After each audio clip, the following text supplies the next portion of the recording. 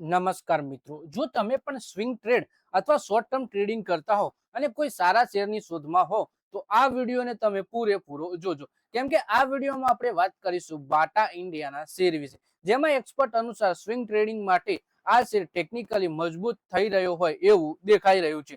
તો આ શેર વિશે સંપૂર્ણ માહિતી આપણે ડિટેલમાં જોઈશું. બાટા ઇન્ડિયાના શેર હવે ટેકનિકલ ચાર્ટ ઉપર રિકવરીના સંકેતો બતાવી રહ્યો છે.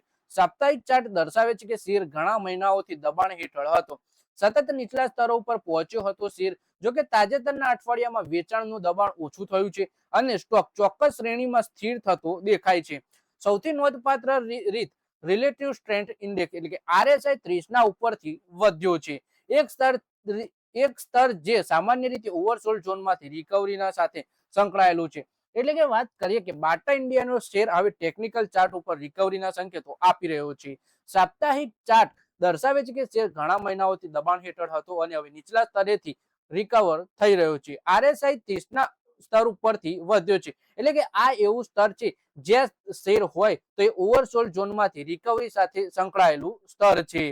વધારે માહિતી આપણે આના વિશે જોઈએ. ટેકનિકલ વિશ્લેષકો સૂચવે છે કે જ્યારે કોઈ શેરનો RSI લાંબા સમય સુધી નીચે રહ્યા પછી 30 થી ઉપર પાછો ચડે છે, ત્યારે તે સૂચવે છે કે ખરીદીમાં રસ વધી રહ્યો છે. બાટા ઇન્ડિયાના ચાર્ટ પર સમાન પેટર્ન ઉભરી રહી છે. એપ્રિલમાં તીવ્ર ઘટાડા પછી શેર નીચેલા સ્તરે ટેકો સ્થાપિત કર્યો અને ત્યારથી સતત સ્થિરતા દર્શાવી રહ્યો છે. એટલે કે વાત કરીએ કે RSI હવે આપણને 30 થી ઉપર જતો જોવા મળી રહ્યો છે.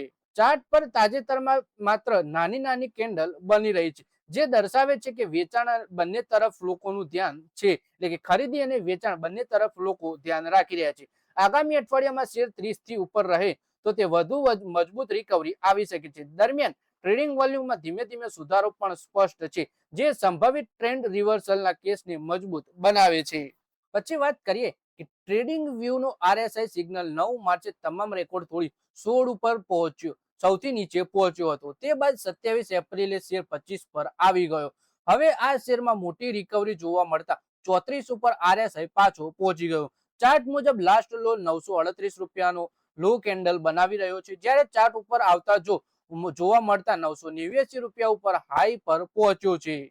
બજારના નિષ્ણાંતો માને છે કે જ્યારે પણ RSI 30 થી ઉપર જાય છે તે એક સ્વતંત્ર ખરીદીનો સંકેત નથી, પણ ત્યારે તેને સપોર્ટ સ્તરે સ્થિરતા અને વેચાણ દબાણ ઘટાવા સાથે પ્રારંભિક તેજી સૂચક તરીકે જોવામાં આવે છે.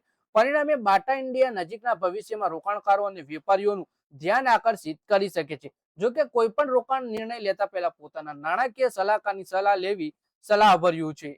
તો મિત્રો, આ વિડીયોમાં વાત કરીએ આપણે બાટા ઇન્ડિયાના શેર વિશે, જે હવે આપણને તેનો RSI સૂચકાંક જોઈએ તો 30 થી ઉપર જતો જોવા મળી રહ્યો છે. અને એક્સપર્ટ અનુસાર જ્યારે પણ RSI 30 થી ઉપર નીકળે ત્યારે તે સ્ટ્રોંગ રિકવરીના સંકેત તે શેરમાં દર્શાવે છે કે ઓવરસોલ્ડ ઝોનમાંથી હવે 30 ઉપર આ RSI સ્થિર થઈ રહ્યો છે અને ઉપરની તરફ જઈ રહ્યો છે. એટલે કે હવે આ શેરમાં રિકવરીના સંકેત જોવા મળી શકે છે અને આવનારા સમયમાં ખરીદી પણ સારી એવી જોવા મળી શકે છે, એટલે કે તેજી આ શેરમાં આવી શકે છે.